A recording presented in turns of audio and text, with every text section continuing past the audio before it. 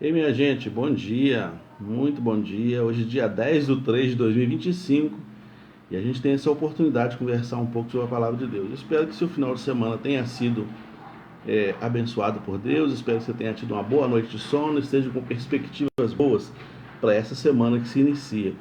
Eu quero ler um texto da palavra de Deus em que Jesus se utiliza de uma parábola de um jardineiro para falar sobre como Deus trabalha na vida das pessoas que o seguem, né? É, Jesus tem a dinâmica, na maneira dele ensinar, era uma maneira chamada paripatética. Era andando, olhando e explicando baseado nas coisas que estava vendo na natureza. Não era um erudito ou um mestre que ensinava em sala de aula, só trazendo imagens na mente. Não, ele mostrava as imagens da agricultura, da pesca e tudo mais. Ele usava a paisagem natural para falar de verdades profundas do Evangelho, do Reino de Deus. E uma dessas imagens que ele usa é do jardineiro, que se encontra em João capítulo 15, do versículo 1 ao versículo 8, que diz assim, ó: Eu sou a videira verdadeira e meu pai é o agricultor. Todo ramo que, estando em mim, não dá fruto, ele corta, e todo que dá fruto, ele poda, para que dê mais fruto ainda. Vocês já estão limpos pela palavra que eu tenho falado. Permaneçam em mim, e eu permanecerei em vocês. Nenhum ramo pode dar fruto por si mesmo, se não permanecer na videira. Vocês também não podem dar fruto se não permanecerem em mim. Eu sou a videira, vocês são os ramos. Se alguém permanecer em mim e eu nele, esse dará muito fruto, pois sem mim nada vocês podem fazer, coisa alguma.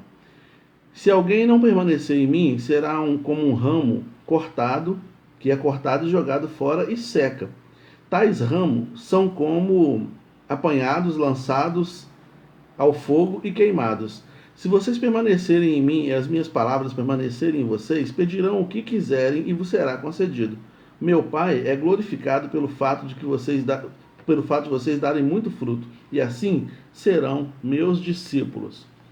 Certamente que Jesus, nesse momento, estava conversando com os discípulos, certamente estava vendo uma plantação de uvas, os ramos de uva, né? Uma parreira de uva. Na casa da minha mãe, do meu pai, tinha uma parreira de uva. Então, certamente era isso que ele estava vendo. E ele então vai dizer: tá vendo esses ramos aqui? Tá vendo esses ramos queimados aqui? Tá vendo essa parte aqui que não está muito legal? Ela precisa ser podada, ela precisa ser cortada. Porque quando essa parte doente é cortada, quando essa parte que já está infectada com algum tipo de contaminação advinda de alguma erva daninha ou advinda de alguma ave, quando essa parte é cortada, é estimulado na própria planta para que ela concentre energia em outros brotos, em outras partes, e ela frutifique mais. Talvez ela está frutificando pouco porque ela está gastando muita energia tentando salvar essa parte que já está doente.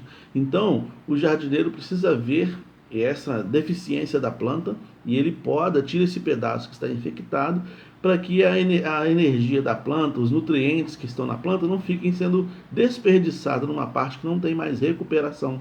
Então, assim, as outras partes vão ficar mais frondosas, mais bonitas e as uvas vão crescer, os cachos vão crescer com mais vigor, com mais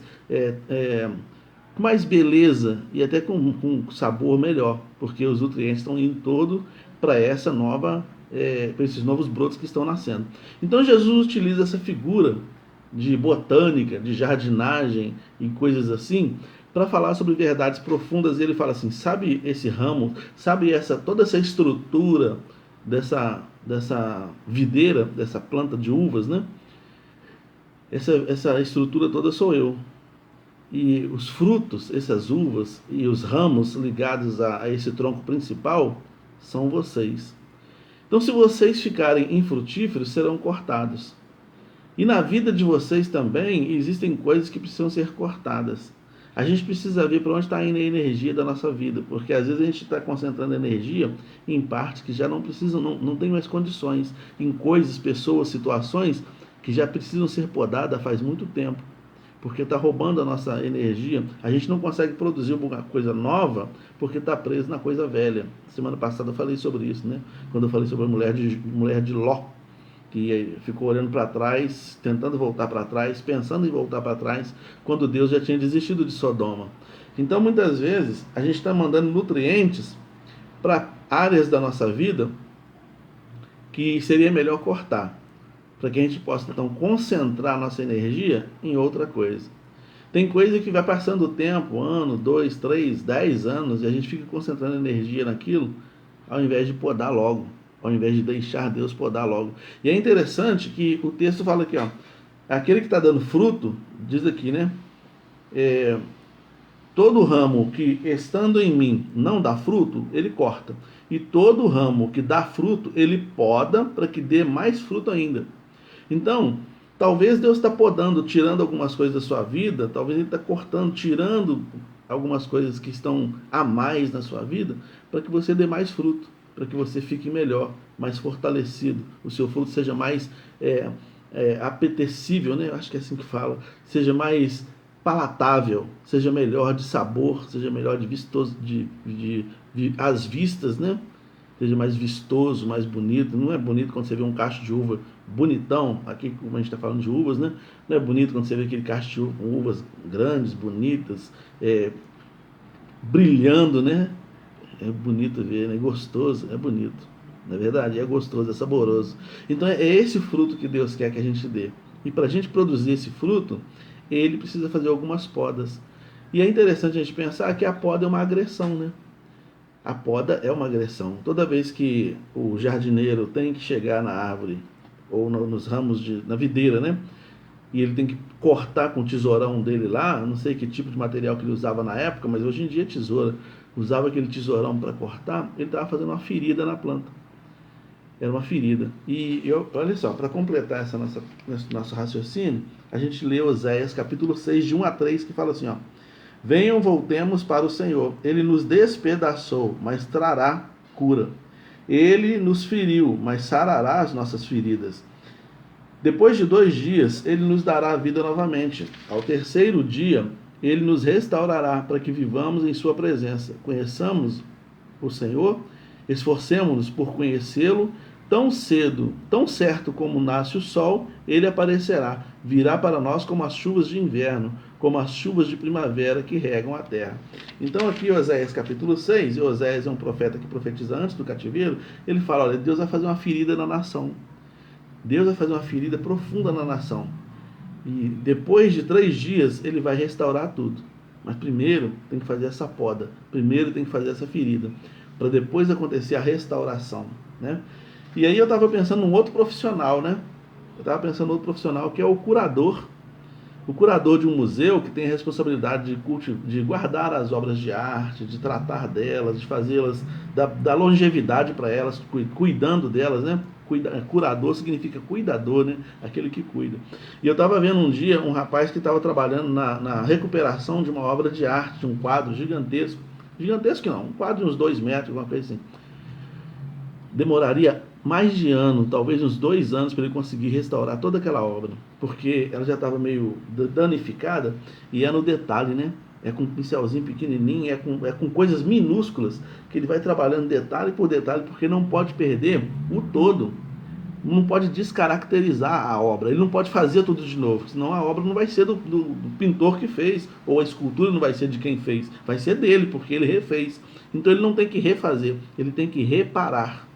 E às vezes leva anos para ele fazer. Então é um detalhezinho aqui de milímetros aqui, é um detalhezinho ali de centímetros, às vezes tem que dar um corte maior, não sei o que, mas tem que cobrir depois. Então assim, é muito minucioso o trabalho de um curador, de alguém que tem que manter uma obra de arte vistosa, bonita e apresentável diante de um museu, né?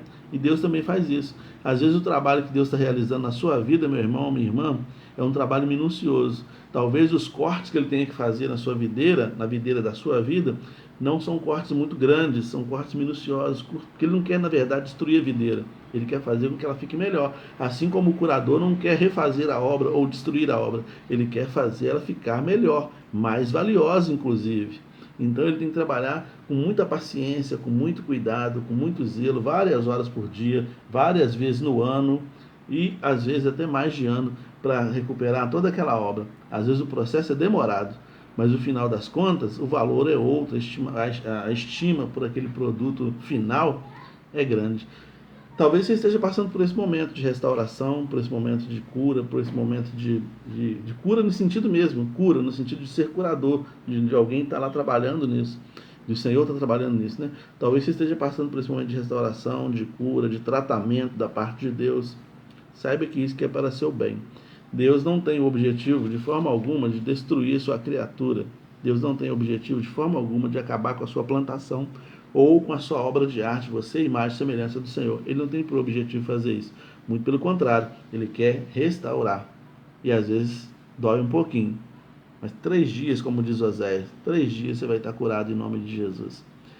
Um grande abraço vai aqui para o pastor Walter Helmiton, hoje é aniversário dele. Também um grande abraço vai para o Sebastião, meu eterno professor de administração eclesiástica, lá da IBAC.